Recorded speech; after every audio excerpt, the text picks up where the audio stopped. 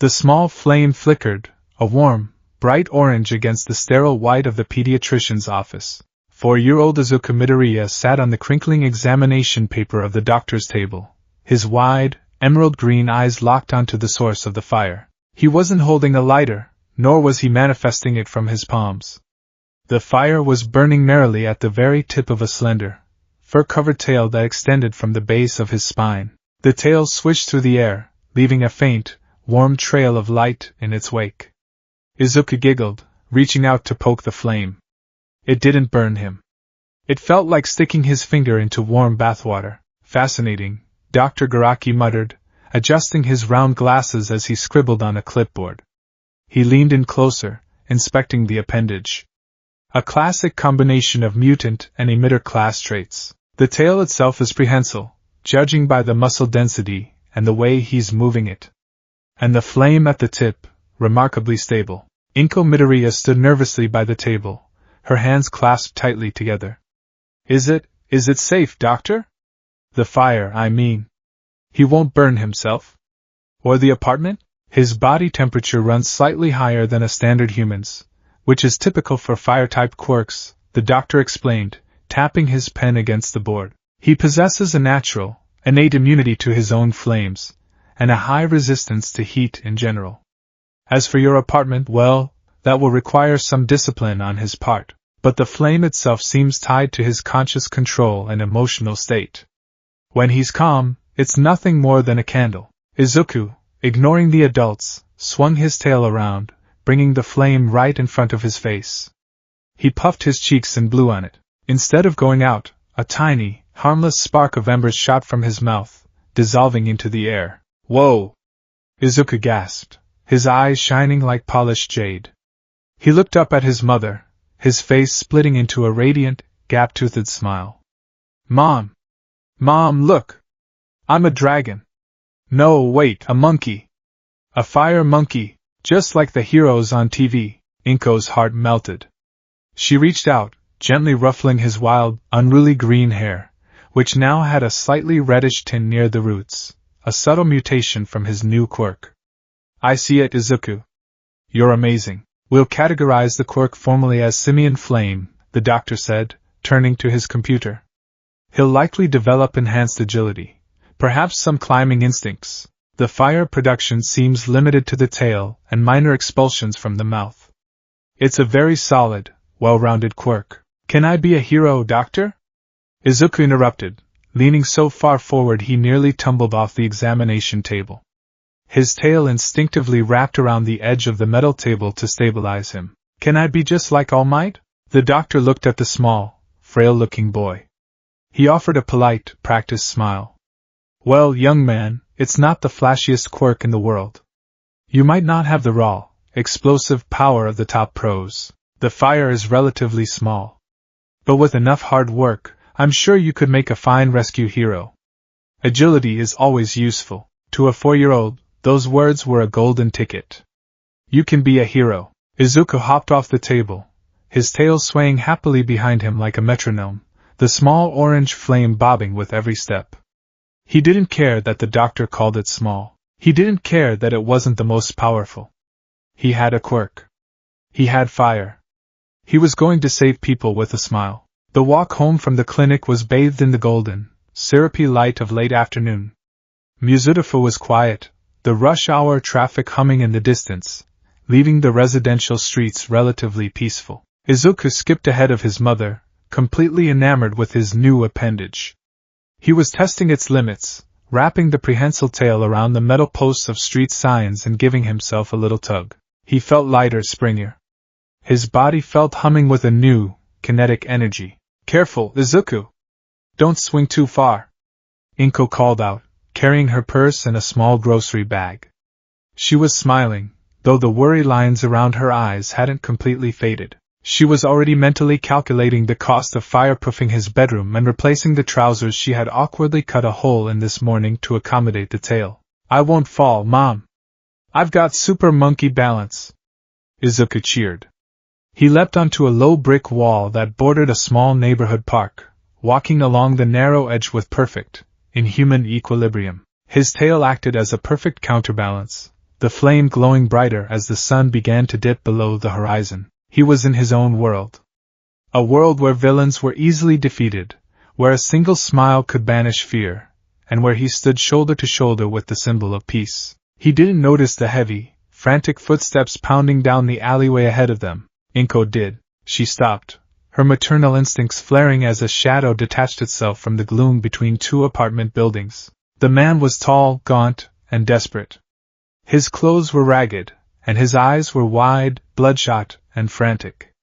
Sirens wailed faintly in the distance, several blocks away, but growing closer. The man looked over his shoulder, cursing violently, before his manic gaze snapped forward and locked onto the only two people on the street, a young mother and a distracted child.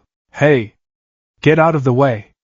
The man barked, his voice ragged like torn metal. As he stepped fully into the light, Inko gasped. The man's arms were heavily mutated. From the elbows down, his flesh gave way to jagged, rusted blades of dark iron. He was a small-time crook, a mugger whose robbery had gone horribly wrong, and now he was backed into a cornered by the approaching police. "Izuku, get behind me," Inko commanded. Her voice lacked its usual softness. It was sharp, vibrating with a primal terror. She dropped her groceries, the bag splitting open, apples rolling across the concrete. Izuku stopped on the brick wall, blinking in confusion. He looked at the man. He looked at the blades. The innocent illusion of heroics shattered instantly against the grim reality of a desperate villain. "I need a hostage," the villain muttered, his eyes darting frantically. Yeah, they won't shoot if I have a shield." He lunged. "Run, Izuku!" Inko screamed. She didn't retreat. Instead, she threw herself forward, using her weak telekinesis to pull a metal trash can from the curb directly into the villain's path. The man smashed through it effortlessly, the rusted blades on his arms cleaving the aluminum in two. He backhanded Inko with his standard arm. The blow was brutal, sending the petite woman crashing onto the hard pavement. She hit the ground with a sickening thud, a cry of pain escaping her lips as her forehead scraped against the concrete, drawing blood. Izuku froze. Time seemed to turn to molasses. The sirens in the distance faded into a muted, ringing buzz in his ears. He stared at his mother. She was on the ground. She wasn't moving. Blood, bright, red, and terrifyingly real, was pooling near her hairline. "Mom?" Izuku whispered. The villain loomed over her, raising a bladed arm to grab her by the collar. A 4-year-old child does not understand the nuances of combat. A 4-year-old child does not comprehend the concept of power scaling, or threat assessment, or tactical retreat. A 4-year-old child only knows that the person who loves them most in the world is being hurt, and they have to stop it. "Let her go!" Izuku screamed. He didn't run away. He leapt off the wall, his small fists clenched. He remembered what the doctor said. He took a deep breath, puffed out his cheeks, and exhaled as hard as he could. A small plume of orange fire, barely larger than a campfire's breath, washed over the villain's legs. It was warm. It singed the hairs on the man's shins, but little else. The villain paused, looking down at the tiny, trembling boy whose tail was puffed up in fear, the flame at the tip flickering wildly. The man let out a harsh, cruel laugh. "What the hell is this? A baby monkey playing hero?" The villain didn't use his blades. He didn't need to. He simply drew back his heavy boot and kicked the child squarely in the chest. Izuku flew backward, the breath blasted from his lungs. He hit the asphalt hard, tumbling several feet before coming to a stop. Agony erupted in his ribs. He gasped for air, tears instantly streaming down his dirt-smudged face. He was so small. He was so weak. "Izuku!" Inko shrieked, consciousness returning to her through a haze of pain. She scrambled forward, desperately grabbing at the villain's ankle. "Don't touch him! Please! Shut up, bitch!" The villain roared, raising his bladed arm. He was running out of time. The sirens were too loud. He brought the flat side of his iron blade down hard against Inko's back, pinning her to the ground. She screamed in agony, the sound tearing through the quiet street. Izuku lay on his back, staring up at the darkening sky. Every breath was a shard of glass in his chest. He couldn't move. He couldn't breathe. He watched the man stand on his mother. He heard her screaming. I'm too weak. My fire is too small. I can't save her. Terror, cold and absolute, gripped his tiny heart. But as he watched the villain raise his blade again, preparing to strike a heavy blow to quiet Inko once and for all, the terror reached its absolute precipice. The human mind can only process so much fear before the biological imperatives of survival take over, before the conscious mind shuts down, and the primal, reptilian brain takes the wheel. Deep within Izuku Midoriya's genetic code, a failsafe lay dormant. A mutation within the mutation. His quirk was not just a tail and a flame. It was tied inextricably to his emotional state and his physical stamina. When his body was battered, when his heart was shattered by sheer terror, and when his life, or the life of his anchor, was pushed to the absolute brink, the baseline limiters of his quirk shattered. The blaze awakened. The orange flame at the tip of Izuku's tail suddenly stopped flickering. It froze, as if caught in a vacuum. Then, it changed color. The cheerful, warm orange vanished, replaced instantly by a blinding, incandescent blue. The edges of the flame burned with a stark, terrifying white heat. The villain paused, glancing back. The sudden shift in temperature in the alleyway was impossible to ignore. The air itself was rippling, distorting with intense thermal waves. The dry autumn leaves scattered on the pavement instantly crisped, curled, and ignited into ash. What the? The villain muttered. Izuku slowly pushed himself off the ground. His head hung low, his wild green bangs shadowing his eyes. But his eyes weren't green anymore. They were wide, unblinking, and entirely consumed by a glowing, hollow white light. He wasn't crying anymore. He wasn't breathing like a human boy. He took a breath, and the sound that escaped his throat was a low, rattling hiss that sounded like a furnace door being forced open. The blue flame on his tail expanded, erupting from a small candle into a roaring torch, then into a miniature bonfire. The heat was catastrophic. The asphalt beneath his small red sneakers began to bubble, emitting a toxic black smoke. I told you to stay back, kid!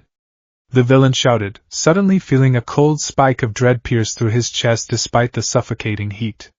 He stepped off Inko, raising his blades defensively. Izuku didn't speak. He couldn't.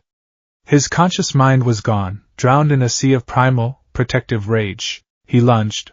There was no form, no martial arts, no strategy. There was only raw, unadulterated velocity. The air cracked with a localized sonic boom as the child crossed the distance of 20 feet in a fraction of a millisecond. The villain didn't even have time to blink. Izuku slammed into the man's midsection. The impact was like being hit by a speeding train. But the physical blow was nothing compared to the fire. As Izuku made contact, the blue fire on his tail violently spiraled around his body, creating a devastating cyclone of cerulean plasma. The heat was so intense it defied logic.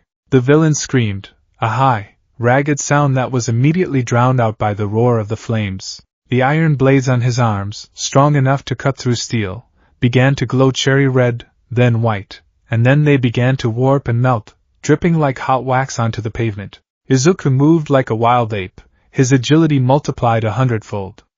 He vaulted off the screaming man's chest, twisting midair, and brought his tail crashing down like a whip.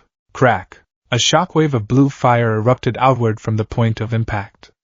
The villain was launched backward, crashing through the brick wall of the park, his clothes instantly turning to ash, his body covered in severe, third-degree burns. He was unconscious before he even hit the ground, saved from the agony only by his body shutting down. But Izuku didn't stop. The blaze cared nothing for victory. It cared nothing for restraint. It only knew that a threat had existed, and it needed to be reduced to cinders. The 4-year-old landed on all fours, his blue tail thrashing wildly, carving deep, melted gouges into the concrete.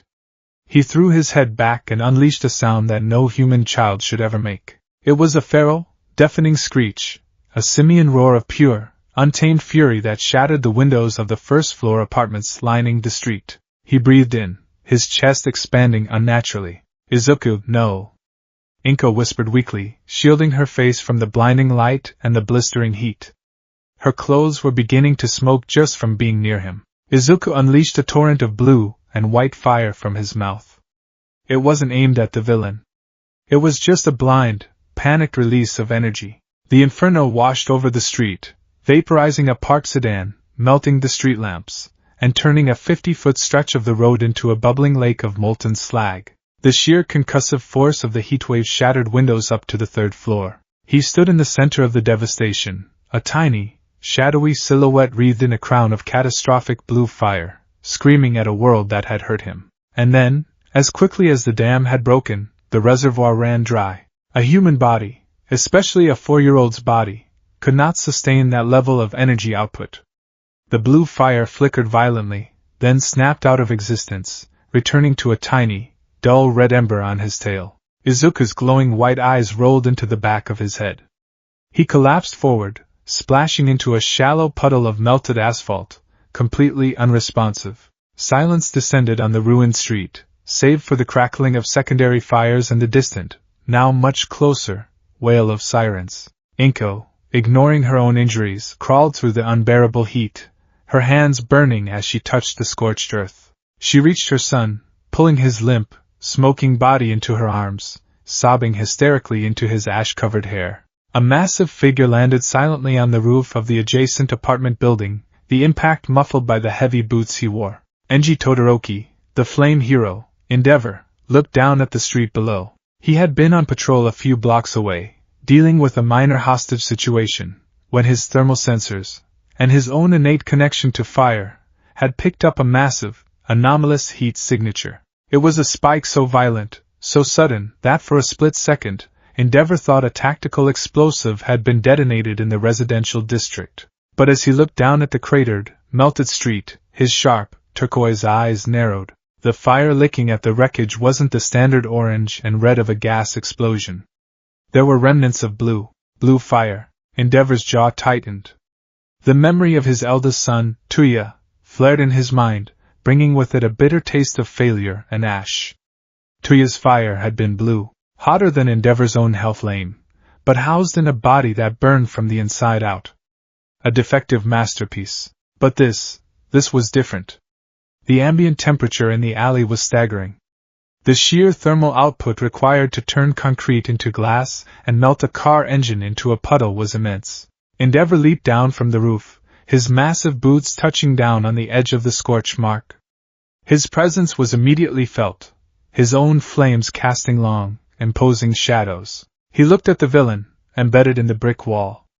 The man was alive, miraculously, but his iron-mutated arms were fused into formless lumps of slag metal. Then, Endeavor's gaze shifted to the center of the crater. A sobbing woman, bleeding from her head, clutching a small, unconscious boy with a monkey-like tail. Endeavor frowned. He stepped closer, the heat of the ruined street not bothering him in the slightest. He looked at the boy. He looked at the tiny, dim ember on the boy's tail. Impossible, Endeavor thought. His mind, always calculating, always analyzing, pieced the scene together. The villain had attacked. The mother was injured.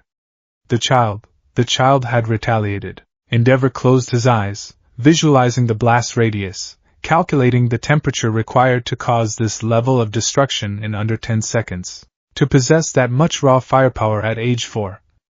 To produce a blue flame so intense it vaporizes metal on contact. Endeavor opened his eyes.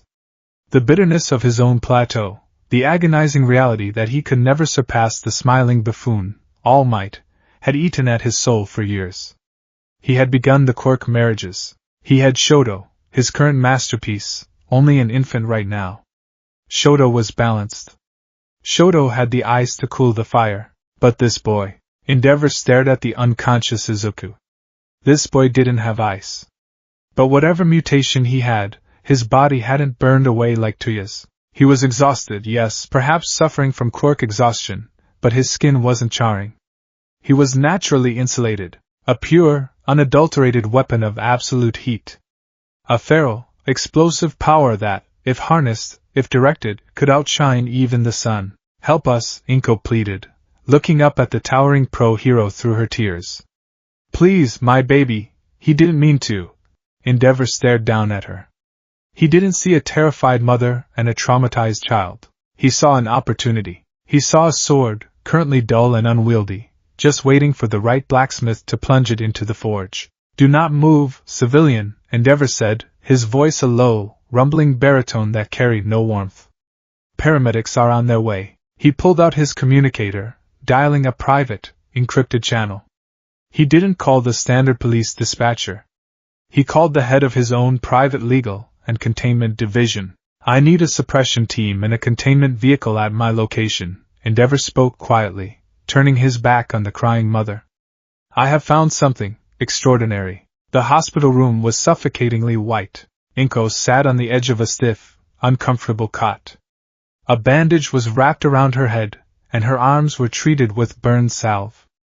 But she couldn't feel the physical pain. Her entire existence was narrowed down to the gnawing, hollow pit in her stomach. Where is my son? She asked for the 5th time, her voice cracking. The 2 police officers standing by the door shifted uncomfortably. Ma'am, please remain calm. The boy is in a secure Quirk suppression ward. We are assessing the situation. He's 4 years old. Inko screamed, standing up, though her legs trembled. He was trying to protect me. A man was going to kill us. Why is he in a suppression ward? Before the officers could answer, the heavy wooden door to the hospital room was pushed open.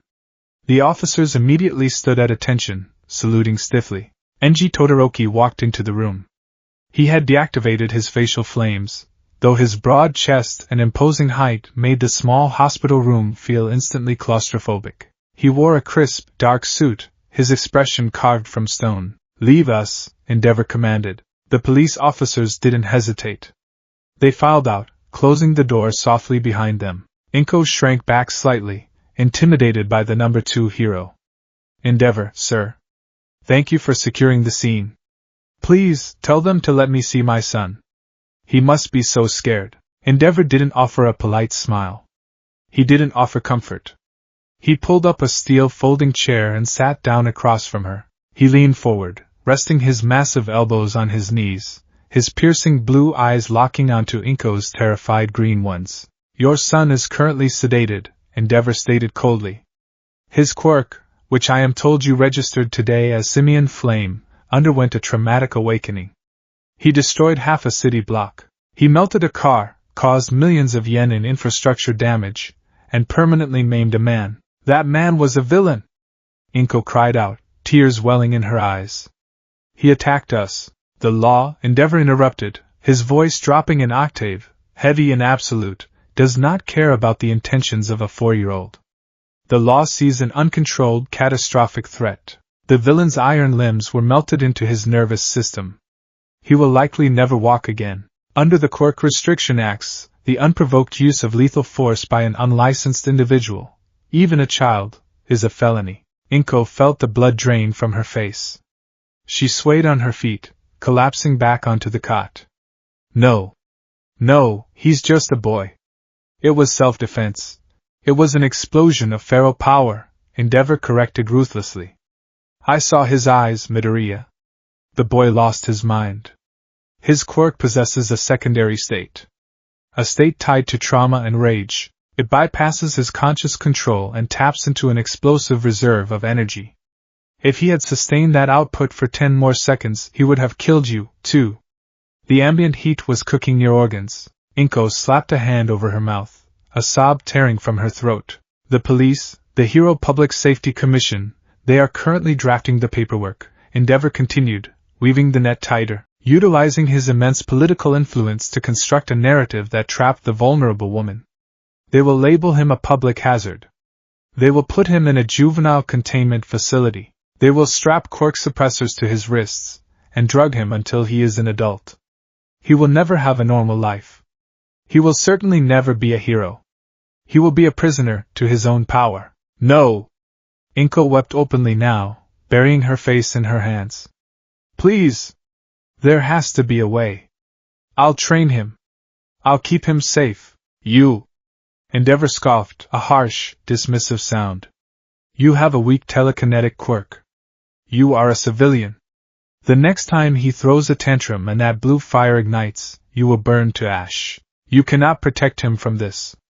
You cannot protect society from him. Inko looked up, her face a mask of absolute despair. She was broken. She saw the images in her head, Izuku locked in a padded cell, drugged, crying for her. Endeavor let the silence stretch. He let the hopelessness sink into her bones. Then, he offered the lifeline. The poisoned lifeline, however, Endeavor said softly, leaning back in his chair. I am the number 2 hero. I have resources.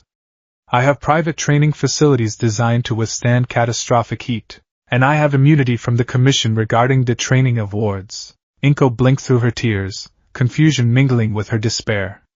What? Sign over legal guardianship of the boy to me, Endeavor demanded, laying his cards on the table. I will take him into my estate. I will register him as a special ward under my direct, personal tutelage. The charges against him will vanish. The commission will look the other way, because I will vouch for him. I will take on the burden of his quirk. Inko stared at him, her mind spinning.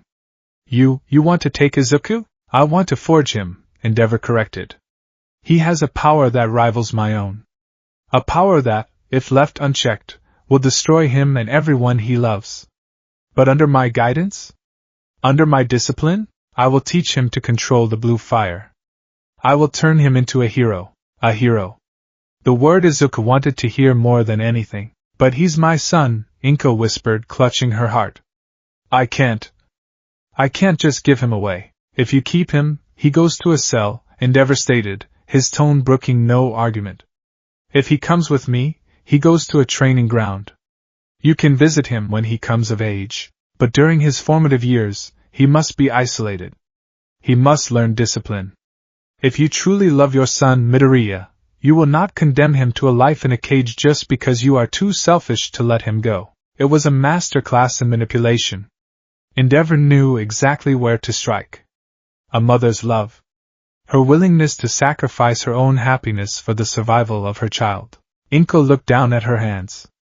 She remembered the heat. The terrifying, suffocating heat of the blue flame. She remembered Izuku's unearthly scream. She couldn't stop it. She couldn't help him. If this man, the greatest fire hero in the world, could save her son from becoming a monster, didn't she have to do it? Tears dripped onto her lap. She slowly nodded her head. Where do I sign? She choked out. Endeavor's eyes gleamed. He reached into his suit jacket, producing a thick manila folder and a pen. A wise decision. For the boy's sake. The hallways of the hospital were dim, lit only by the emergency lights, as Enji Todoroki walked with heavy, purposeful strides. Behind him, 2 men in dark suits escorted a small, trembling figure. Izuku Midoriya was awake. He was dressed in oversized hospital scrubs, his tail drooping lifelessly between his legs, the flame at the tip nothing more than a dim, dying ember. He looked exhausted, terrified, and incredibly small. He didn't fully understand what had happened. He remembered the villain. He remembered the terror. And then, nothing. Waking up in a cold, white room, surrounded by men with stern faces. Mom? Izuku whimpered, his voice hoarse from screaming earlier. He tugged at the sleeve of one of the suited men. Where's my mom? I want my mom. The men didn't answer. They just kept ushering him forward, following the massive, fiery back of Endeavor. They reached the private exit of the hospital, where a sleek, black, armored SUV was waiting, the engine idling quietly. Suddenly, a voice echoed down the corridor. Izuku! Izuku's head snapped up. His eyes widened. Mom! Inko burst through the doors down the hall, flanked by the 2 police officers who were trying to hold her back. She looked disheveled, her face red and swollen from crying. Izuku immediately tried to run to her, his tail twitching, but one of the suited men grabbed him firmly by the shoulder, holding him in place. Let me go! Izuku cried, struggling against the grip. Mom! Izuku! Inko fell to her knees, reaching out toward him.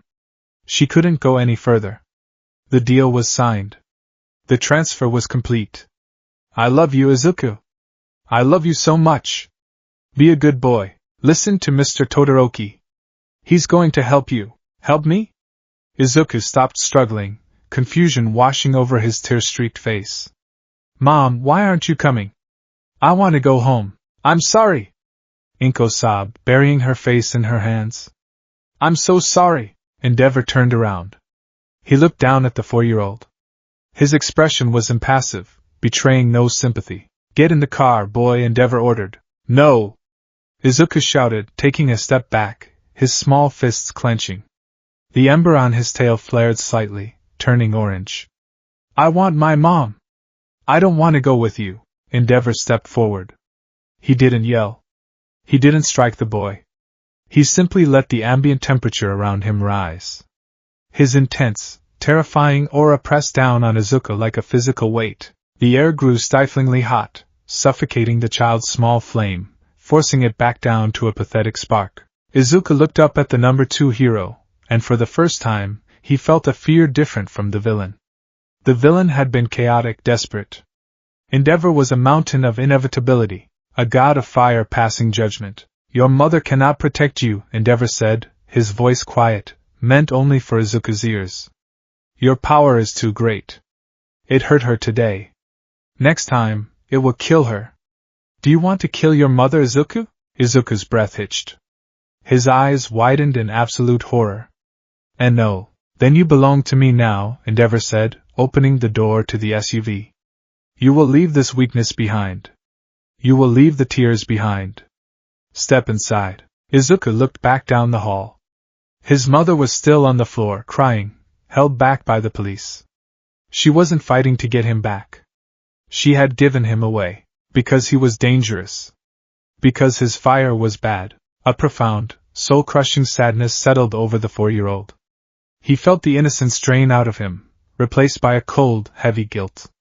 He lowered his head, his tears falling silently onto the pavement. He didn't fight anymore. He walked forward, his tail dragging on the ground, and climbed into the back of the dark SUV. Endeavor got into the passenger seat, slamming the door shut. The heavy thud sounded like a vault locking. As the car pulled away from the hospital, leaving Inko Midoriya behind in the night, the interior was pitch black, save for the faint glow of Endeavor's facial flames and the tiny, miserable ember on Izuku's tail. Izuku pulled his knees to his chest, wrapping his tail around himself for comfort. He was shaking violently. Endeavor looked at him through the rearview mirror. He saw the trauma. He saw the fear. But he didn't care. He was a man obsessed. He was a man who had stared into the sun of All Might's glory for too long, and gone blind to everything else. "Dry your tears, boy," Endeavor spoke into the silence of the car. His voice was a hammer striking an anvil. "Crying is for the weak. And weakness will be burned out of you." Izuku sniffled, aggressively wiping his eyes with the back of his sleeve. He looked up at the burning man in the front seat. "I saw what you did in that street," Endeavor continued, his eyes glowing fiercely in the reflection. "That blue flame. That feral power. It is chaotic. It is destructive. But it is powerful, more powerful than anything I have ever seen." Endeavor turned his head, looking directly at the shivering child in the back seat. "I will break you down, Izuku Midoriya. I will break you down to your absolute limits, and then I will force you past them. I will teach you to command that blue fire.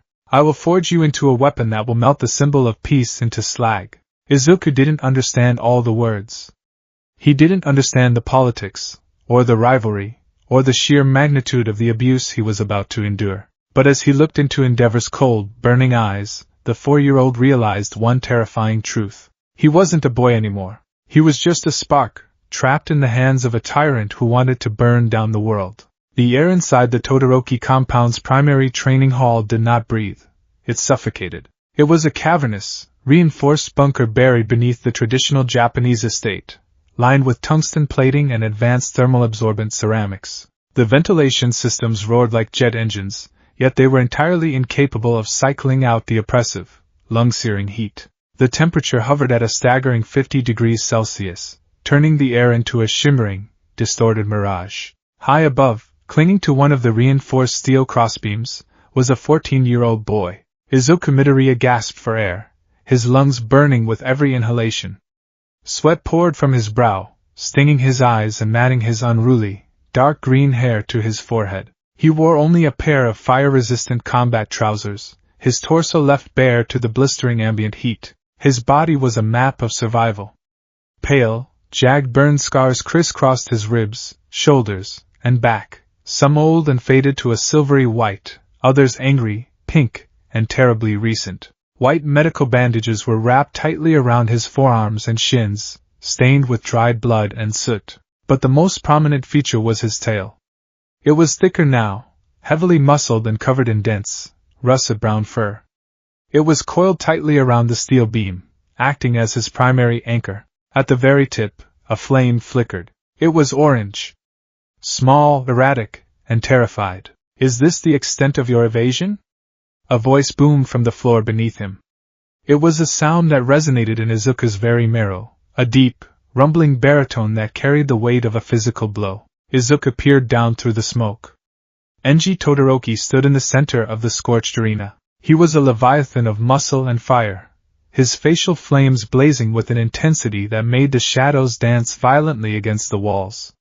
He wasn't even breathing hard. I'm looking for an opening, sir," Izuku called back, his voice cracking. He hated how small he sounded. He hated how his hands shook. "An opening?" Endeavor scoffed, the sound like a cracking whip. "You are not a tactician, boy. You are a weapon of mass destruction playing at being a gymnast. Drop down and fight me." Izuku squeezed his eyes shut. "I have to try. I have to make him proud. If I don't, I'm useless." He detached his tail from the beam and dropped.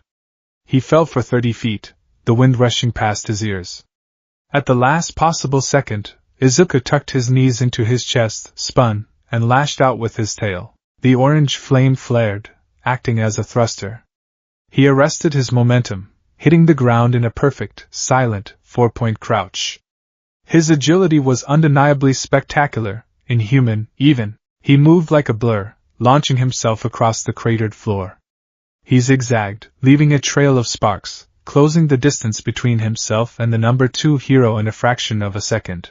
Izuku vaulted into the air, twisting his body to deliver a devastating, momentum-fueled roundhouse kick aimed at Endeavor's shoulder. Smash! Izuku's shin connected with Endeavor's forearm. It felt like kicking a solid pillar of hot iron. Endeavor didn't even flinch. He slowly turned his head to look at the boy suspended in the air. "A physical strike," Endeavor noted, his voice dripping with disgust. "Pathetic." Endeavor casually swung his arm, swatting Izuku out of the air like a nuisance. The backhand was brutal, imbued with a short, controlled burst of hell flame. Izuku cried out as the heat washed over him. He was launched backward, tumbling across the stone floor and skidding to a halt near the wall. He coughed violently, clutching his ribs. He had a high natural resistance to heat, but Endeavor's flames were on an entirely different spectrum.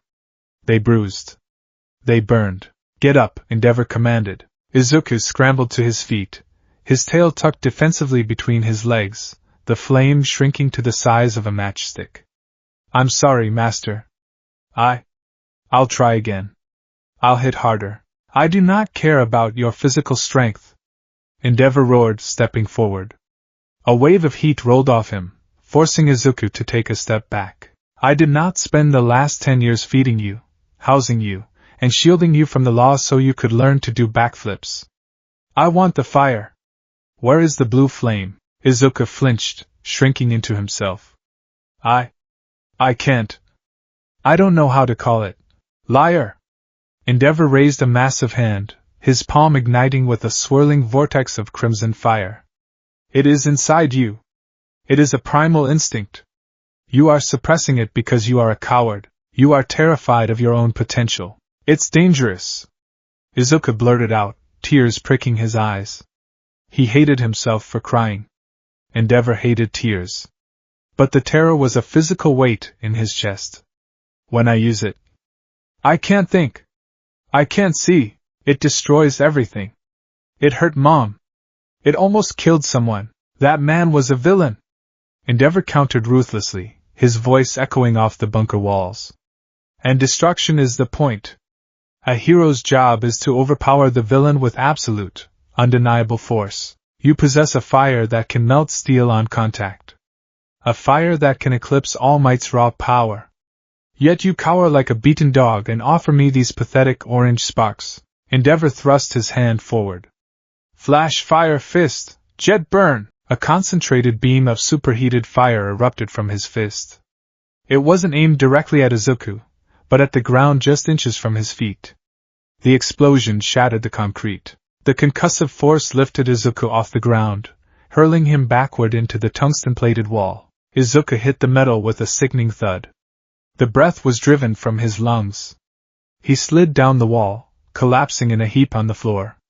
His vision swam with black spots. His tail lay limp beside him, the flame completely extinguished. Endeavor stood in the center of the ruined floor, smoke curling from his knuckles. He looked down at the broken, shivering teenager. The disgust on the pro-hero's face was absolute. 10 years, Endeavor muttered, turning his back on Izuku. 10 years of molding you, and you are still that same, weeping 4-year-old child I pulled from the gutter. You are a defective tool. A dull blade. Master, please. Izuku wheezed, trying to push himself up on trembling arms. Don't give up on me. I'll do better. I promise. The UA entrance exam is in exactly 10 months, Endeavor said, not looking back. If you cannot manifest the blaze by then, you are useless to me. I will not have my name attached to a failure. I will rescind my guardianship, and the commission will finally put you in the cell where you belong. The heavy steel doors of the training bunker slid open. Endeavor walked out, leaving the suffocating heat and his shattered ward behind. The doors hissed shut, plunging the room into a dim, sweltering silence. Izuku lay on the floor for a long time. He didn't cry out loudly. He was too well trained for that. Instead, he curled into a tight ball, his hands clutching the fur of his tail, and wept silently into the scorched concrete. He was a prisoner. But the worst part was that he desperately, pathologically wanted to please his warden. Endeavor was the only figure of authority Izuku had known for a decade. Endeavor had given him a purpose. Endeavor had told him he could be the greatest, but the cost was his humanity. Every time Izuku closed his eyes, he didn't see heroes saving people. He saw blue fire. He heard his mother's agonizing screams. He felt the sickening, melting heat of his own power turning a man to ash. I'm a monster, Izuku thought, his tears sizzling against the hot floor. If I use the blaze, I'm a monster. But if I don't use it, I'm nothing. The Todoroki household was a sprawling, traditional Japanese estate, a stark contrast to the brutalist, high-tech training bunkers buried beneath it. It was a place of polished wood, shoji screens, and immaculate Zen gardens. But to Izuku, it was just a prettier cage. He sat on the tatami mat of his designated room. It wasn't a bedroom in the traditional sense. There were no posters, no toys, no personal effects. It contained a futon, a small wooden desk, and a first aid kit. It was a holding cell for a weapon between deployments. The moon cast pale, rectangular shadows through the paper screen doors. Izuku was meticulously applying burn salve to a severe, blistering red welt on his shoulder. He hissed as the cold ointment touched the inflamed skin. His tail, wrapped around his waist like a furry belt, twitched nervously. The small orange flame at the tip provided the only light in the room. He looked at his hands. They were calloused, scarred, and strong. He had pushed his physical body to the absolute limit. He could lift 3 times his body weight. He could run up vertical walls using his tail as a counterbalance. He had studied martial arts, acrobatics, and tactical evasion. None of it mattered. Endeavor didn't want a martial artist. Endeavor wanted a volcano. A soft, almost imperceptible scrape drew Izuku's attention toward the hallway door. He froze. He stood up slowly, padding silently across the tatami mats on the balls of his feet. He reached the door and knelt down. A small, thin gap existed between the bottom of the sliding door and the wooden floorboards. Suddenly, a small, white square packet was slid through the crack from the other side. Izuku blinked. He picked it up. It was an advanced, medical-grade cooling patch. The kind designed to rapidly draw heat out of deep tissue burns. He looked at the bottom edge of the door. He could see the shadow of someone standing on the other side. He didn't need to ask who it was. Thank you, Shoto, Izuku whispered, his voice barely audible. The shadow didn't move for a long moment. Then, a voice, equally quiet and flat, drifted through the paper-thin door. You're bleeding through your bandages on your left arm. Rewrap it before he sees. He hates messy aesthetics. Shoto Todoroki was a ghost in his own home. He was a year younger than Izuku, but the two of them shared a bond forged in the crucible of their father's ambition. Shoto was the masterpiece, the perfect blend of ice and fire. Izuku was the blunt instrument, the feral beast meant to push Shoto, or, if Shoto failed, to be the weapon himself. They were forbidden from interacting. Endeavor had decreed that they were not brothers, nor friends. They were rivals, subjects of an experiment. Any unauthorized contact resulted in severe punishment for both of them. Yet, in the dead of night, they found ways to exist together. "I'm sorry I failed again today," Izuku whispered to the door, pressing his forehead against the cool wood. He didn't know why he was apologizing to Shoto, but the younger boy was the only person who understood the crushing weight of Endeavor's expectations. "You didn't fail," Shoto's voice replied softly, laced with a bitterness far too old for a 13-year-old. "You survived. That's all we can do," he said. "He said he's going to throw me away? To the commission. If I don't use the blue fire." Izuku's voice trembled, betraying his deep-seated terror. "Shoto, I can't do it. Every time I try to push the heat, I see my mom. I hear the screaming. My brain just stops it." There was a heavy silence from the hallway. Izuku could hear the faint sound of Shoto shifting his weight. "He's a monster, Midoriya," Shoto said, his tone turning remarkably cold. "He wants you to be a monster, too. Don't let him win. The moment you give him that fire, you become exactly what he is." Izuku closed his eyes, a tear escaping and trailing down his cheek. "But if I don't, I lose my dream. I lose everything. I just want to be a hero." "Then find a different way to fight," Shoto said. The shadow at the bottom of the door began to recede as Shoto walked away. "Or die trying. Because he won't stop until one of those things happens." Izuku was left alone in the dark room, holding the cooling patch. He peeled off the backing and pressed it against his scorched shoulder. The icy relief was instantaneous, a stark contrast to the burning anxiety in his chest. Find a different way to fight. It was a beautiful sentiment, but it was impossible. Izuku was an emitter whose quirk was violently tied to his emotional extremes. His normal orange fire was weak because his baseline emotional state was one of pure, unadulterated fear and suppression. The blue fire, the blaze, was the true manifestation of his power, locked behind a door of trauma. He was a broken machine. And Endeavor was tired of trying to fix him gently. 3 days later, the facade of standard training ended. Izuku was abruptly awakened before dawn. 2 of Endeavor's top sidekicks, men with hardened faces and lethal quirks, dragged him out of bed. He was thrown into the back of a transport vehicle without a word. He didn't ask questions. He just sat, his tail wrapped tightly around his legs, shivering despite the mild weather. They drove for 3 hours, leaving the urban sprawl of Muzurifu behind and ascending into the rugged, mountainous terrain of the Shizuoka prefecture. The trees grew dense, the air grew thin and cold, and the civilization vanished, replaced by jagged cliffs and deep, echoing ravines. The vehicle stopped at the edge of a massive gorge. A private training reserve owned by the Todoroki agency. Izuku stepped out of the truck. The wind howled through the canyon, whipping his green hair around his face. The drop was easily 1,000 feet down to a rushing, jagged river below. Endeavor was already there, standing near the precipice, his arms crossed over his massive chest. His flames burned brightly, a beacon of harsh heat in the chilly mountain air. "Master?" Izuku asked tentatively, walking forward. His bare feet crunched on the loose gravel. What are we doing here?" Endeavor didn't look at him. He stared down into the abyss. "The human body is an extraordinary mechanism, Izuku," Endeavor began, his voice carrying effortlessly over the roaring wind.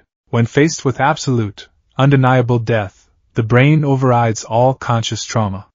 It bypasses fear, morality, and hesitation.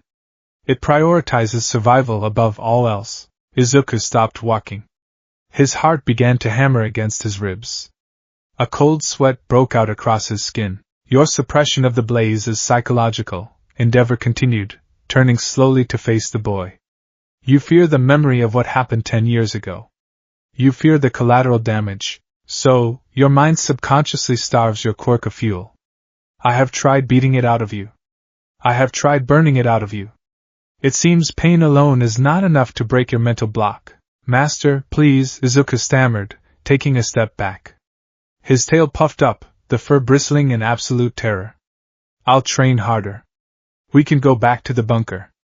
I'll fight the sidekicks again. You will not fight sidekicks. You will fight gravity, Endeavor said, his eyes narrowing into cold, glowing slits. Endeavor lunged. He moved with terrifying speed for a man of his size. Before Izuku could even twitch, a massive, burning hand wrapped around his throat. Izuku was lifted off the ground, his hands desperately clawing at Endeavor's thick wrist, his legs kicking in the air. Endeavor marched forward, holding the choking boy out over the edge of the cliff. Below Izuku, there was nothing but empty air and the jagged teeth of the rocks 1,000 feet down. The wind tore at his clothes, threatening to rip him from Endeavor's grasp. Master! Izuku gasped, his eyes wide with a primal, suffocating panic. The heat from Endeavor's hand was searing his neck. Your orange fire cannot save you from this fall, Endeavor shouted over the wind. Your physical agility cannot save you. The only thing that will keep you from splattering on those rocks is the blaze. You must generate enough thermal thrust to fly back up. Unleash the blue fire, Izuku. Break the seal, or die a failure. No! Izuku screamed, tears instantly ripping from his eyes and flying upward in the updraft. I can't. It'll take over. I won't be able to stop it. Then you are nothing to me. Endeavor roared. He let go. Izuku fell. For a split second, there was a feeling of weightlessness. And then, gravity took hold with brutal, uncaring force. The wind went from a howl to a deafening roar. The rocky walls of the gorge blurred past him in streaks of gray and brown. I'm falling. I'm going to die. Panic, pure and blinding, consumed Izuku's mind. His limbs flailed.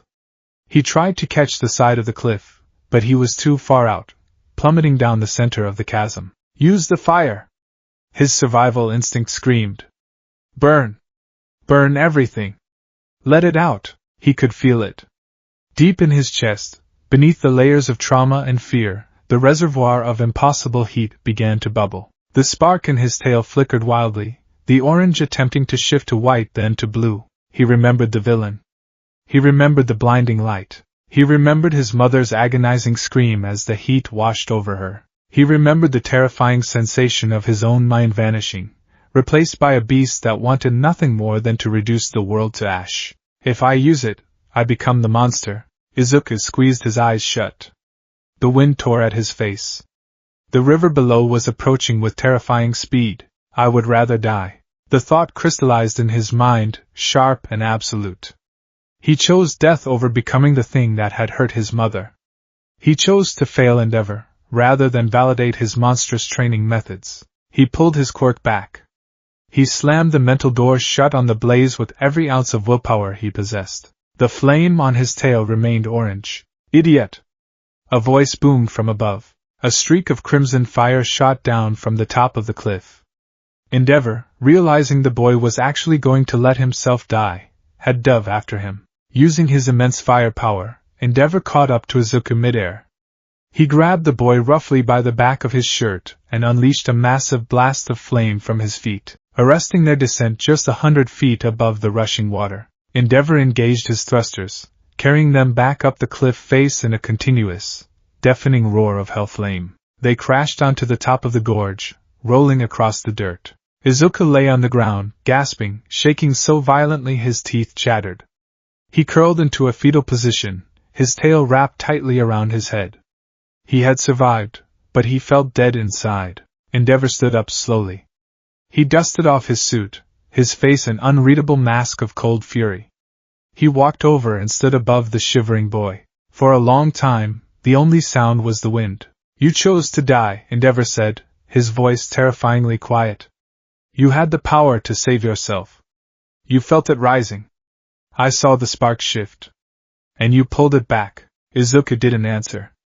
He just cried into the dirt. You are not a hero, Izuku Midoriya, Endeavor spat, the words dripping with absolute venom.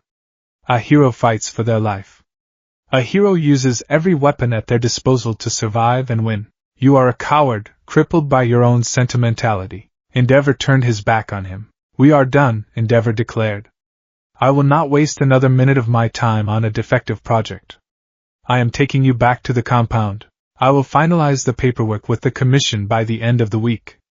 You will be placed in Tartarus's juvenile ward. Let the damp walls and the Quirk suppressors be your grave. He walked away, heading toward the transport vehicle. Izuku lay on the edge of the cliff, completely broken. He's throwing me away. 10 years of beatings. 10 years of isolation. 10 years of desperately trying to mold himself into something worthy of love, of approval, of a hero's title. And it was all over in a single afternoon. He pushed himself up onto his hands and knees, looking down at his trembling, scarred hands. His fire was orange. It was weak. It was pathetic. But it was his. For a brief, fleeting moment, a spark of something else flickered in Izuku's chest. Not the blaze. Not the feral rage. But a quiet, desperate indignation. Why did he have to be a monster to be a hero? Why was Endeavor's way the only way? The thought was extinguished almost instantly by the crushing weight of reality. He had nowhere to go. He had no one. His mother was gone. Shoto couldn't help him. The commission would lock him away forever. Get in the truck, Midoriya, one of the sidekicks barked, grabbing Izuku by the arm and dragging him up. Izuku didn't resist. He stumbled forward, his head bowed, a hollow, empty shell of a boy. The ride back to Mizurufu was a silent march to the gallows. Izuku was locked in his room the moment they returned. The door didn't just slide shut, an electronic deadbolt engaged from the outside. He was no longer a ward. He was a prisoner awaiting transfer. Days bled into one another. He sat in the center of the tatami mat, staring at the wall. He ate the meager meals slid through a slot in the door, but he tasted nothing. He didn't train. He didn't move. He just existed. His tail flame, which had always mirrored his emotions, was barely a candle's flicker. A tiny, dim orange speck in the suffocating darkness of his room. On the fourth night, the silence of the estate was broken. An alarm blared, shrill and deafening. Red emergency lights began flashing through the paper screens of Izuku's room. He heard the pounding of heavy boots in the hallway, shouts, and the undeniable whump of Endeavor's hell flame igniting nearby. Izuku slowly lifted his head. His tail twitched. Villains? Here? It was unthinkable. The Todoroki compound was a fortress. The shouting outside grew louder. Perimeter breach in Sector 4. A sidekick yelled. It's a coordinated attack. They bypassed the thermal sensors. Protect Shoto. Endeavor's voice roared, shaking the foundations of the house. Do not let them near the inner sanctum. Izuku stood up, moving toward the door. He pressed his ear against the wood. The sounds of battle were escalating. The smell of smoke, wood smoke, not Endeavor's clean-burning fire, began to filter through the cracks. The estate was under attack. A sudden, terrifying thought pierced through Izuku's apathy. Shoto. Endeavor was focused on the front lines. The sidekicks were scrambling. But Shoto's room was in Sector 3, right next to the breached area. Izuku didn't think about his impending imprisonment. He didn't think about Endeavor's rejection. He thought of the boy who had silently slid him burn ointment in the dead of night. The only person who had shown him a sliver of kindness in 10 years of hell. Izuku backed away from the locked door. He took a deep breath, dropping into a low stance. His hands touched the tatami mat. I'm not a weapon, Izuku thought. I'm not a monster. But I can still fight. He channeled a burst of orange flame to the tip of his tail. He didn't push for the blue. He just focused on compression and release. He vaulted forward, his tail swinging in a tight arc, slamming the flaming appendage against the reinforced wooden door. Crash! The wood splintered, the electronic lock giving way under the sheer kinetic force of the monkey-like strike. Izuku burst into the hallway. It was chaos. Smoke filled the air, and alarms painted everything in strobing red light. He dropped to all fours and bolted, using his hands and feet to propel himself down the corridor at terrifying speeds, his tail acting as a rudder, turning tight corners without losing momentum. He reached Sector 3 just in time to see the sliding doors of Shoto's room blown off their hinges. 3 figures in dark, tactical gear were stepping into the room. One of them had arms that looked like massive, hydraulic pistons. Grab the eye sprat, one of the villains ordered. The boss wants him alive for the ransom. Inside the room, Shoto was backing away, his right side covered in a thin layer of frost, his left side trembling, refusing to ignite his fire out of sheer spite for his father. He was a powerful kid, but he was 13, untrained in real combat, and outnumbered by hardened mercenaries. The villain with the piston arms lunged at Shoto. Izuku didn't hesitate. He didn't think about the blaze. He didn't think about fear. He leaped. He soared over the threshold, moving like a blur of muscle and fur. He twisted midair, wrapping his prehensile tail around the villain's thick neck. Using his momentum, Izuku violently wrenched his body weight downward. The villain was yanked backward, choking on a gasp as Izuku rode him into the floor. Izuku immediately sprang off the downed man, landing between Shoto and the remaining two villains. He dropped into a feral, defensive crouch. His fangs were bared, his green eyes burning with a desperate, protective intensity. The flame on his tail flared brightly, not blue, but a brilliant, roaring orange. Midoriya? Shoto gasped, his eyes wide in shock. What are you doing? They're going to kill you. I won't let them take you, Izuku growled, his voice low and raspy. The two standing villains exchanged a look, then burst out laughing. What the hell is this? The Todorokis keep a pet monkey? One of them sneered, pulling a long, serrated combat knife from his belt. Get out of the way, freak. I am not a freak, Izuku stammered, his legs shaking slightly, the old trauma threatening to paralyze him. But he forced himself to stand his ground. He felt the heat of his own flame at his back. It wasn't the apocalyptic heat of the blaze. It was warm. It was safe. It was a hero's fire. The villain with the knife charged. Izuku relied entirely on a decade of brutal evasion training. He ducked under the wild slash, stepping inside the man's guard. He brought his knee up, driving it squarely into the villain's stomach, exhaling a short, concentrated burst of orange fire from his mouth directly into the man's face. It wasn't enough to melt skin, but the sudden, blinding heat and flash of light caused the villain to scream and drop his knife, clutching his eyes. Izuku didn't stop. He used his tail to sweep the blinded man's legs, sending him crashing to the floor. The third villain, realizing the pet was highly trained, raised his hands. His quirk activated. He fired a barrage of dense, high-velocity stone projectiles from his palms. Izuku leaped backward, grabbing Shoto by the collar, and dragging him behind a thick, overturned oak table as the projectiles shredded the walls where they had just stood. I can freeze him, Shoto said, his breath pluming in the cold air he was generating. No, keep your distance, Izuku said, peeking over the table. They want to grab you. I'll draw his fire. Before Shoto could object, Izuku was moving. He vaulted over the table, using the walls, the ceiling, and the scattered debris to bounce unpredictably around the room. The stone-firing villain couldn't track him. Izuku closed the distance, his tail wrapping around one of the overhead wooden beams. He swung down like a pendulum, his feet planting squarely in the villain's chest, launching him backward out of the room and into the hallway. Izuku landed softly, panting, looking at the three groaning villains on the floor. He had done it. He had fought, and won, without the blaze. He hadn't killed anyone. He hadn't lost his mind. Midoriya. Shoto stood up, looking at the older boy with newfound awe. But the victory was short-lived. The temperature in the hallway suddenly skyrocketed. The wood paneling began to scorch and curl.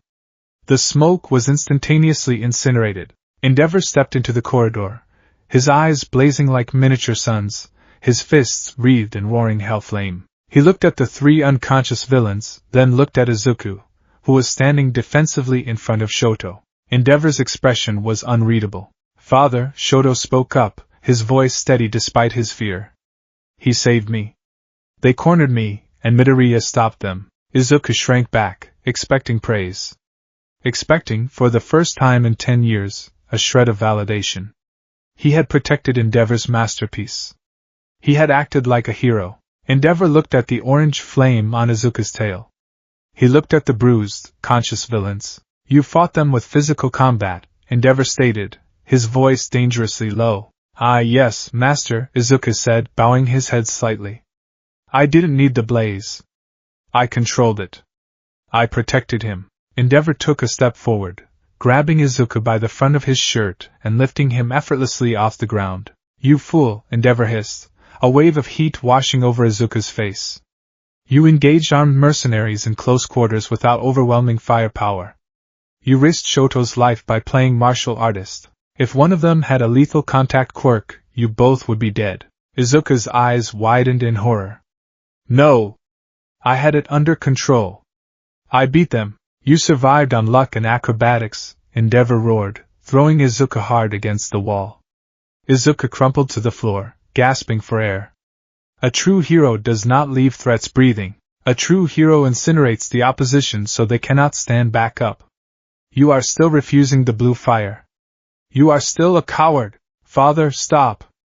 Shoto yelled, stepping forward, his left side flaring with a small, involuntary flicker of his own hated fire. He saved my life. Silence, Shoto! Go to your new quarters, Endeavor commanded, not looking at his son. He stared down at Izuku with absolute, unyielding disgust. This changes nothing, Midoriya, Endeavor said coldly. Your parlor tricks are useless on the global stage. You have failed your final test. Tomorrow, the commission takes you. Endeavor turned and walked away, barking orders at his arriving sidekicks to clean up the mess. Izuku remained on the floor. The adrenaline faded, replaced by an agonizing, hollow ache in his chest. He had done everything right. He had been brave.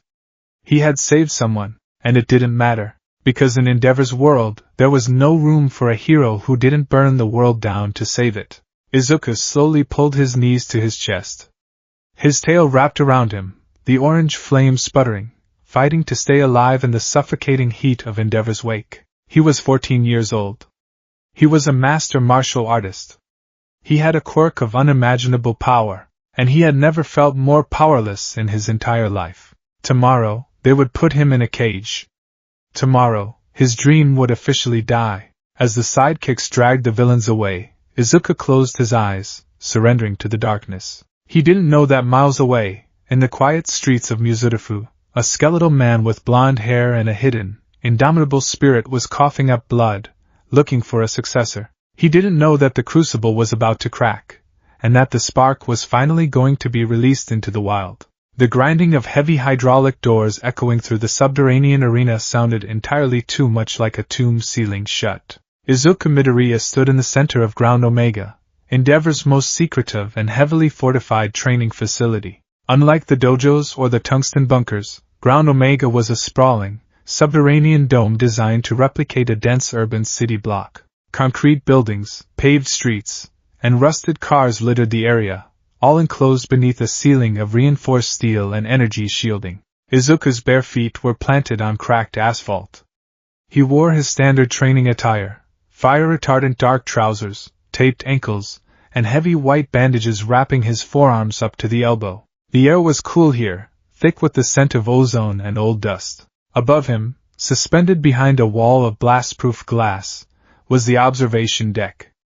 Enji Todoroki stood there, his massive arms crossed, his fiery beard casting a harsh, judgmental glow over the control panels. This is your final hour, Midoriya.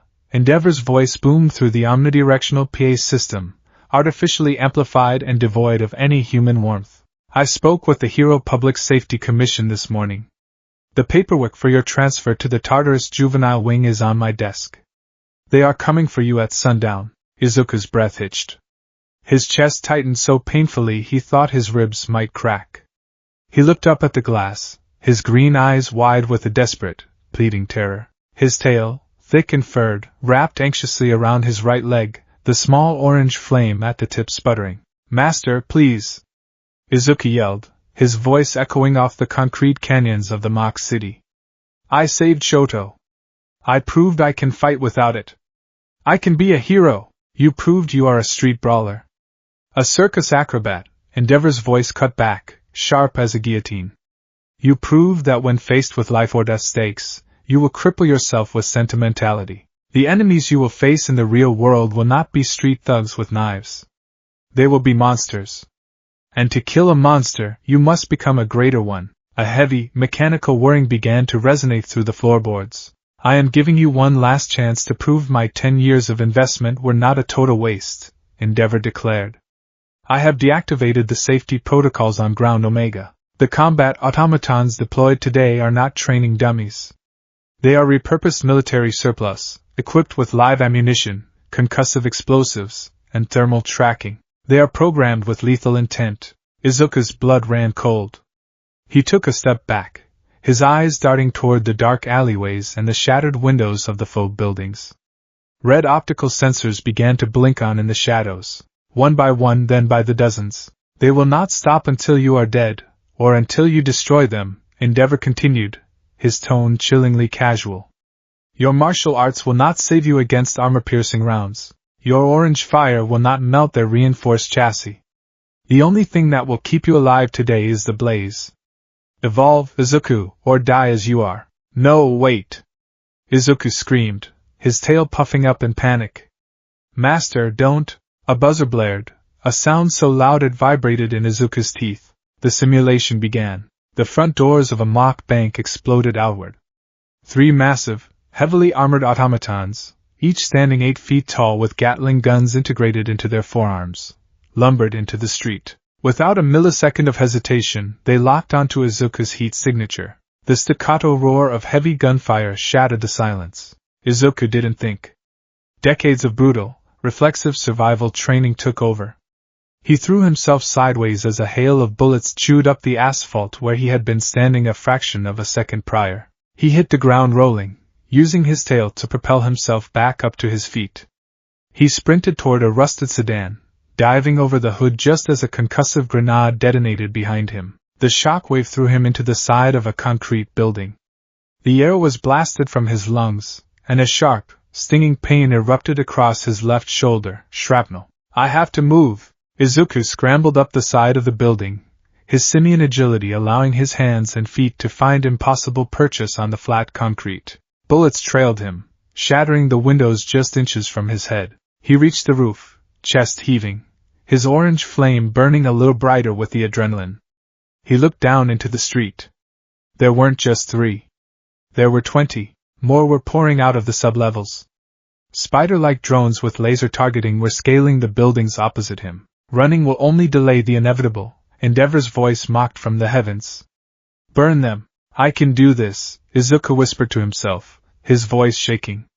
I can do this without the blaze. I have to. A spider drone leaped from the adjacent roof, its razor-sharp legs extended to impale him. Izuku ducked low, pivoting on his heel. He channeled his orange fire to the tip of his tail, creating a concentrated sphere of heat, and swung it like a baseball bat. Smash! The fiery appendage struck the drone midair.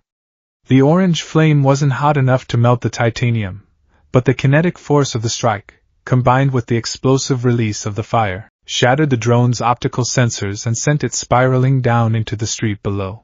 Izuku didn't pause. He sprinted across the rooftop, leaping over a 10-foot gap to the next building as a spray of bullets tore up the ledge. He moved with a breathtaking, fluid grace. He was a creature of kinetic energy, using his tail to swing from fire escapes, vaulting over obstacles, and unleashing rapid-fire bursts of orange flame from his mouth to blind the automaton's sensors. He dropped into an alleyway, landing squarely on the shoulders of a humanoid bot. Before the machine could react, Izuku grabbed its head, twisted violently to disrupt its gyroscopes, and unleashed a point-blank burst of fire into its neck joints. The wiring sizzled, and the bot collapsed. Izuku vaulted off it, panting heavily.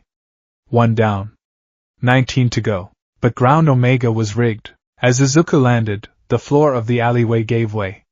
It was a pitfall trap. Izuku plummeted 15 feet into a sub-basement, landing hard on his right knee. A sickening pop echoed in the dark, followed by a searing spike of agony. He screamed, clutching his leg. Floodlights snapped on, blinding him.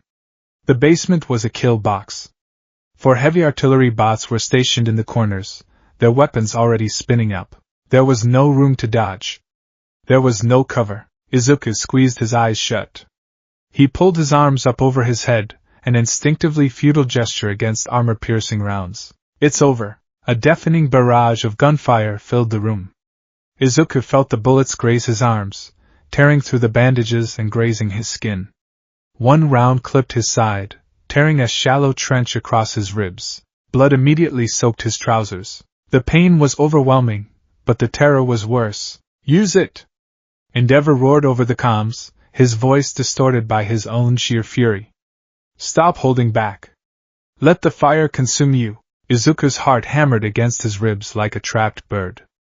The fear was reaching that precipice, that absolute threshold where the human mind fractures and the blaze takes over. The small orange flame on his tail suddenly ceased to flicker.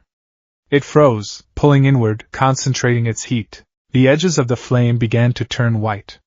The temperature in the sub-basement skyrocketed, the concrete beneath Izuku's feet beginning to soften. The artillery bots paused, their thermal sensors overwhelmed by the sudden, catastrophic spike in heat. "Burn them," the primal voice in Izuku's head hissed. "Burn them all to ash. Melt the walls. Melt the glass. Melt the man in the tower." His eyes flew open. They were no longer green.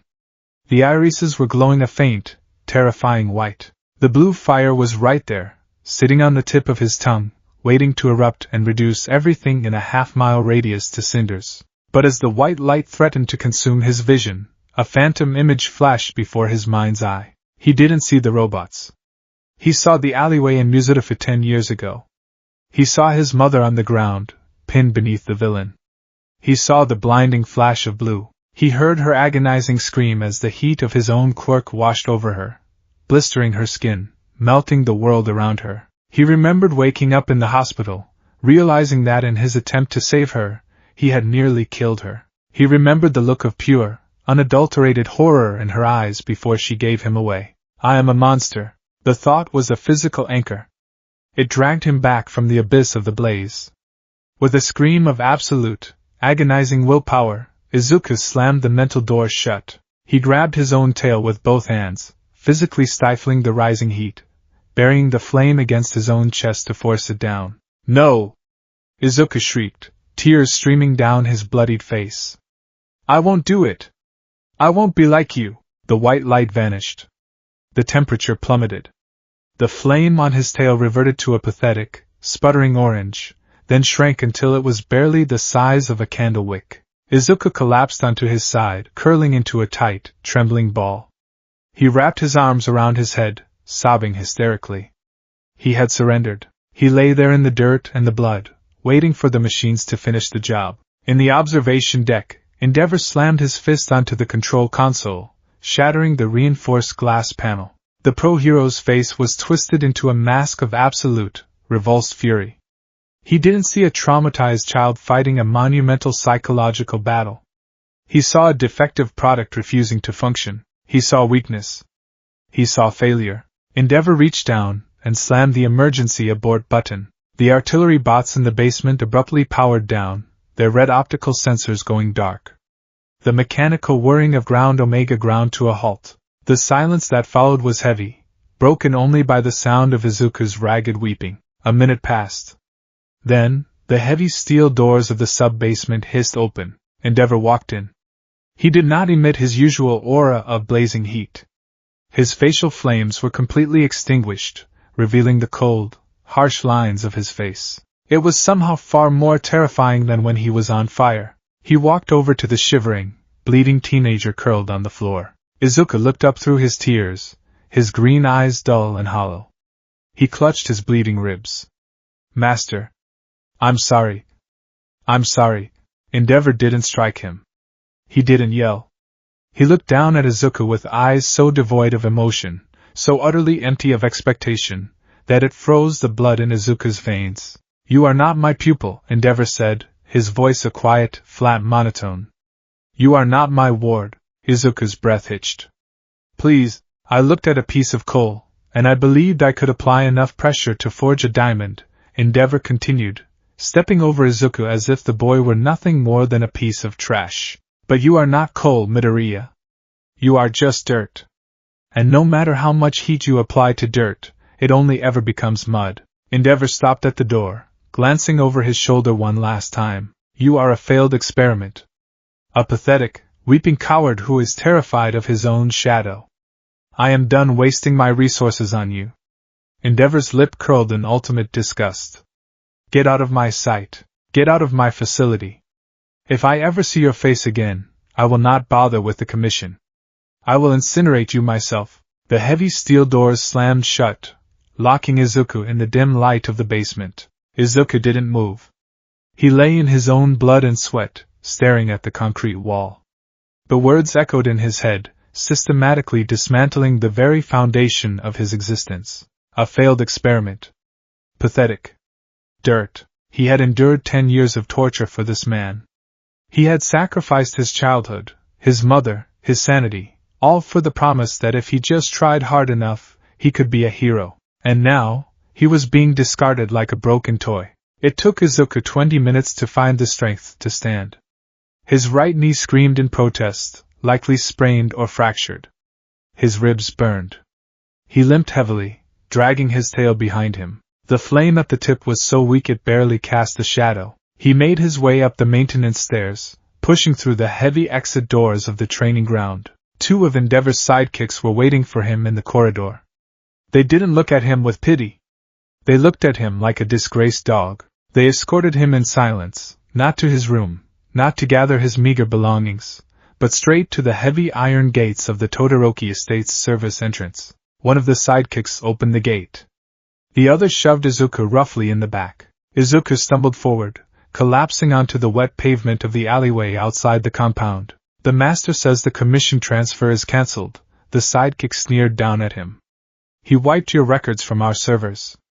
As far as the law is concerned, you're just another quirkless stray. Don't come back. The iron gates slammed shut. The heavy locks tumbled into place with a resounding, final clack. Izuku was alone. He slowly pushed himself up into a sitting position. He was wearing shredded training clothes. He had no shoes. He had no money, no phone, no identification. He didn't even know what city block he was on. A low rumble of thunder rolled across the dark gray sky. A second later, the heavens opened up.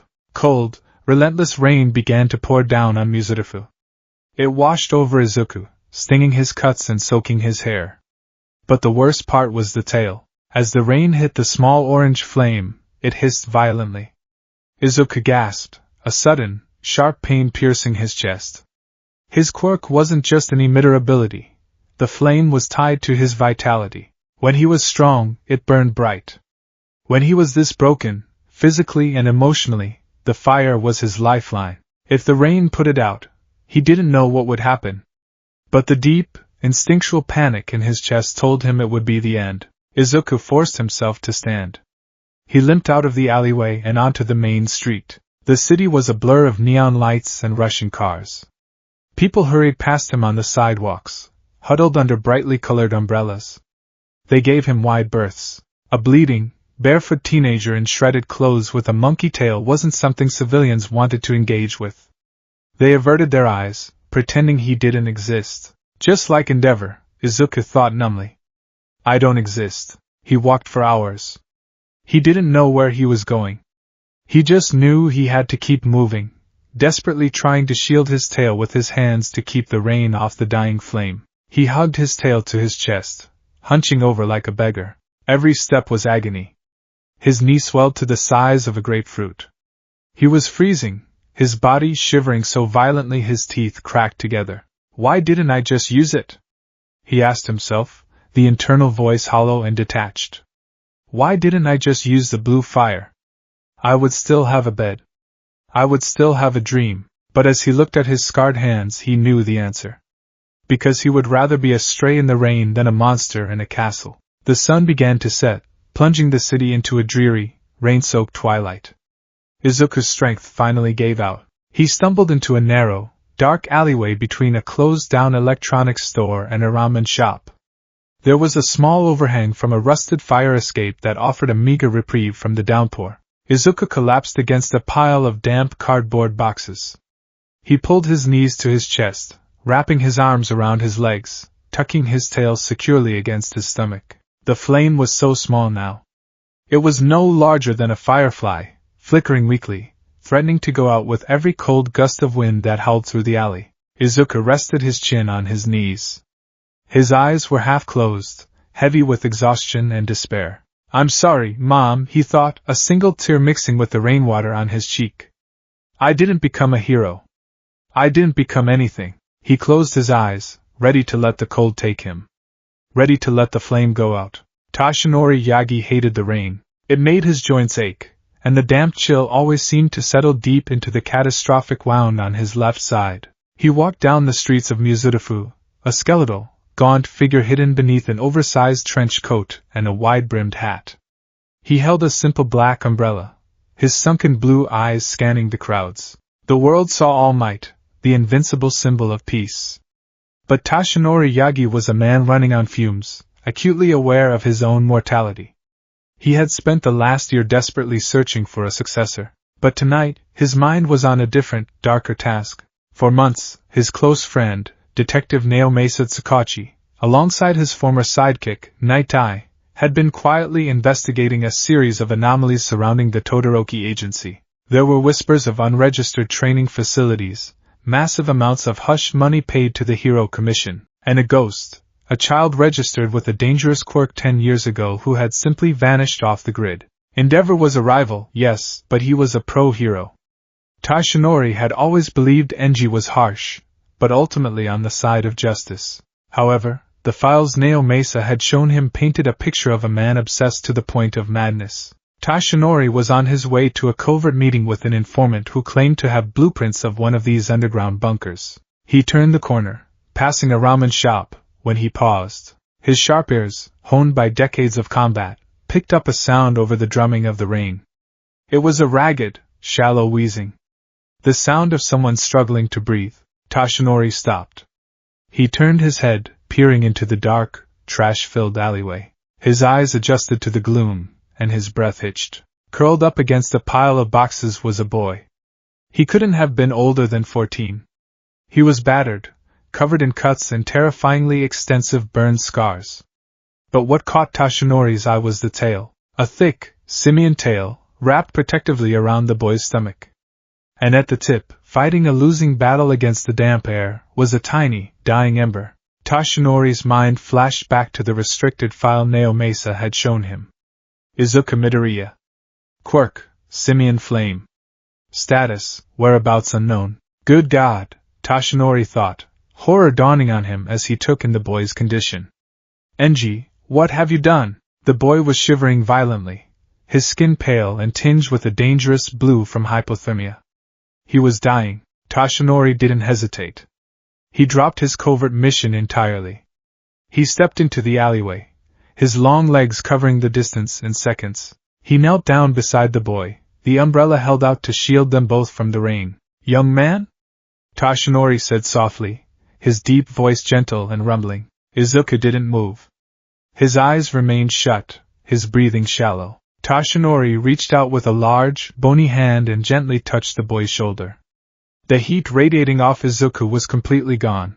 His skin was freezing. "Hey! Wake up, my boy. You can't sleep here," Tashinori coaxed, giving the shoulder a gentle shake. Izuka let out a weak groan. His heavy eyelids fluttered open. Through his blurred, rain-streaked vision, he saw a skeletal man kneeling over him. The man looked terrifying, like a grim reaper come to collect him. But the hand on his shoulder was so incredibly gentle. Are you the Reaper?" Izuka slurred, his teeth chattering uncontrollably. Tashinori let out a soft, sad chuckle. "No, young man. I am just a passerby with an umbrella. But we need to get you out of the cold. Can you stand?" "No," Izuka whispered, burying his face back into his knees. "Leave me alone. I'm dirt. Just let the flame go out." Tashinori's heart shattered at those words.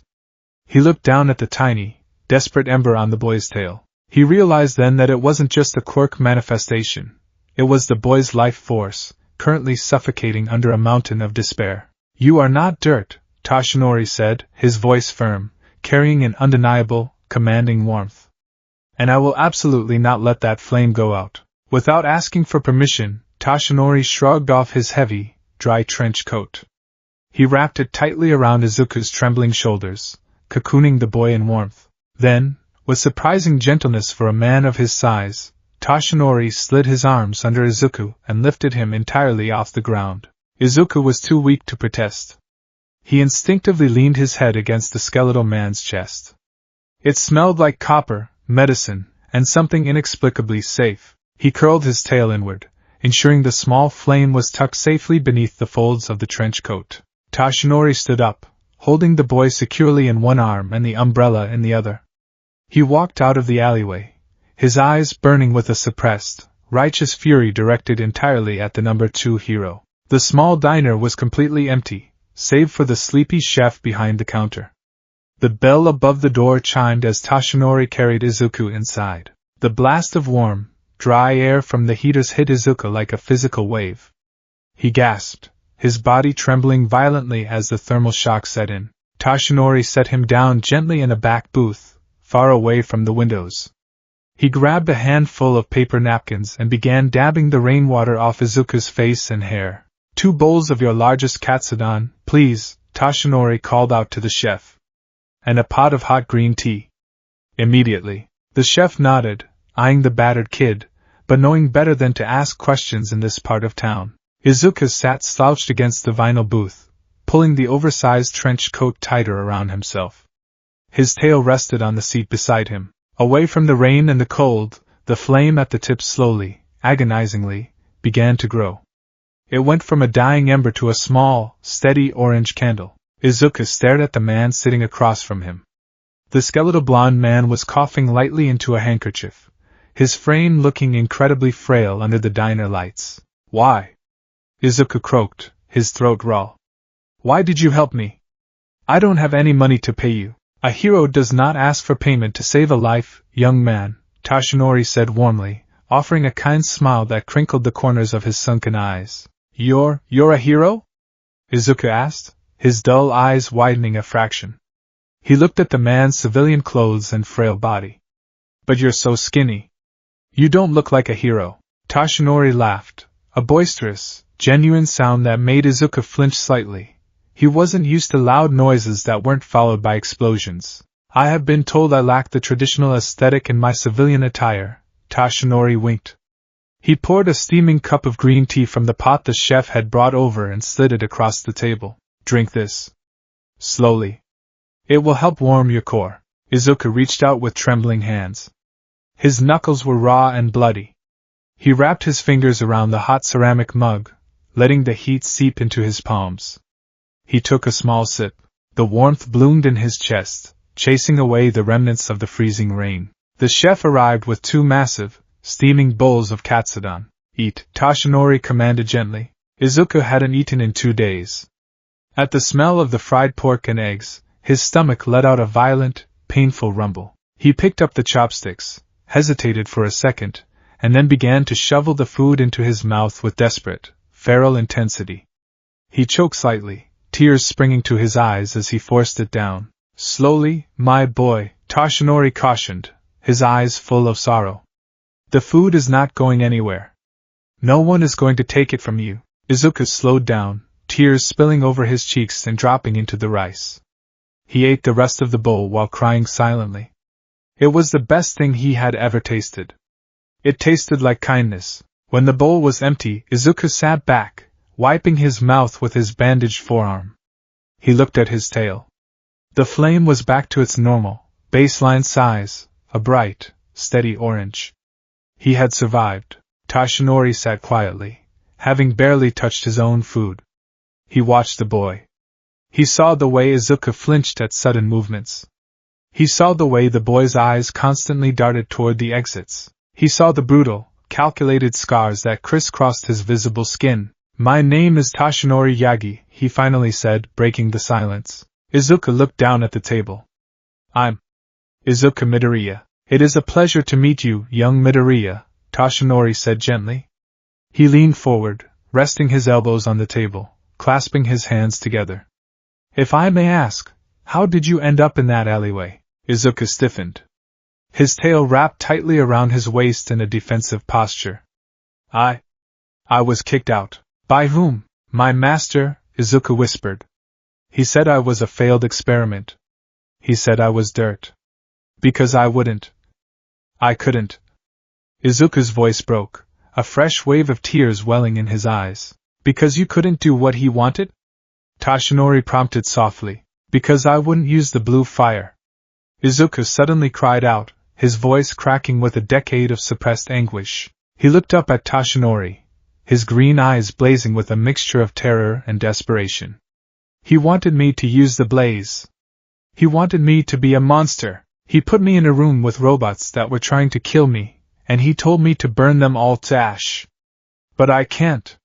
When I use it, I lose my mind. I hurt people. I hurt my mom. I'm a monster, and because I wouldn't be a monster for him, he threw me away. Izuku slumped forward, burying his face in his arms on the table, sobbing uncontrollably. I just wanted to be a hero. Izuku wept into his sleeves. I just wanted to save people with a smile. But my fire is too weak. I'm too weak. Toshinori sat perfectly still. The confirmation of Enji Todoroki's madness made his blood boil. Endeavor had taken a traumatized child and subjected him to years of psychological and physical torture, simply to forge a weapon to surpass all might. Toshinori looked at the boy crying on the table. He didn't see a failed experiment. He didn't see a monster. He saw a boy with the strongest heart he had ever encountered. A boy who had been beaten, broken, and pushed to the absolute brink of death, and still chose to hold back his power because he was terrified of hurting others. That wasn't weakness. That was the absolute pinnacle of heroism. Toshinori stood up. He walked around the table and sat down in the booth right next to Izuku. He placed a large, warm hand on the boy's shaking back. Young Midoriya, Toshinori said, his voice dropping to casual tone. It resonated with the deep, indomitable power of the symbol of peace. Look at me. Izuku slowly lifted his head, sniffing, his eyes red and puffy. Toshinori looked him dead in the eye. The man who did this to you, Toshinori said, his voice firm and unwavering, was wrong. He is a fool who confuses destruction with strength. Izuku blinked stunned. No one had ever spoken about Endeavor that way. A true hero is not defined by how hot their fire burns, or how much destruction they can cause, Toshinori continued, his thumb gently rubbing circles on Izuku's back. A true hero is defined by their heart, by their restraint, by their unwavering desire to protect, even when it costs them everything. Toshinori pointed a finger at Izuku's chest. You faced death today, Toshinori said softly. You faced the end of your life, and you chose to endure that pain rather than let a dangerous power run wild. You chose to protect the hypothetical innocence around you over your own survival. Toshinori smiled, a massive, blindingly bright smile that seemed entirely too large for his skeletal face. Izuku Midoriya. You are no monster. And you are certainly no failure. Izuku stared at him. The words were hitting him like physical blows, shattering the dark, suffocating shell Endeavor had built around his mind for 10 years. But my fire. Izuku stammered, looking at his tail. It's just orange. It's not strong enough to beat the top villains. Power can be trained. Techniques can be learned, Toshinori said confidently. But the heart of a hero, that is something you are born with. And you, my boy, have it in spades. Toshinori leaned back, a spark of pure, unadulterated excitement lighting up his sunken blue eyes. He had found him. He had found the one, not just for one for all, but a boy who desperately needed a father, a mentor, and a reason to believe in himself again. Young Midoriya, Toshinori asked, his voice filled with an infectious hope. What kind of hero do you want to be? Izuku looked at the skeletal man. He wiped his eyes, sitting up a little straighter. The orange flame on his tail flared, burning bright and warm, casting a gentle glow over the diner booth. I want to be a hero who saves everyone, Izuku whispered, his voice trembling, but carrying a newfound seed of conviction. I want to be a hero who makes people feel safe. A hero who smiles, Toshinori beamed. A beautiful dream. But it will require hard work. A different kind of work than what you are used to. No robots. No death traps. Just sweat, tears, and a lot of heart. Toshinori held out his massive hand. I cannot promise it will be easy, Toshinori said. But if you are willing to trust me, I would be honored to train you. I will teach you how to fight without losing yourself. I will teach you how to smile again. Izuku stared at the outstretched hand. For 10 years, hands had only ever been used to strike him, to push him down, or to hold him over the edge of a cliff. But this hand was offering him the world. Izuku slowly reached out, his small, scarred hand gripping Tashinori's large, calloused one. Okay, Izuku whispered, a small, genuine smile finally breaking through the mask of trauma on his face. Okay. I trust you. Outside, the rain continued to pour down on Muzurifu. But inside the little diner, a spark that had been suffocated for a decade finally caught the wind, ready to grow into a flame that would light up the world.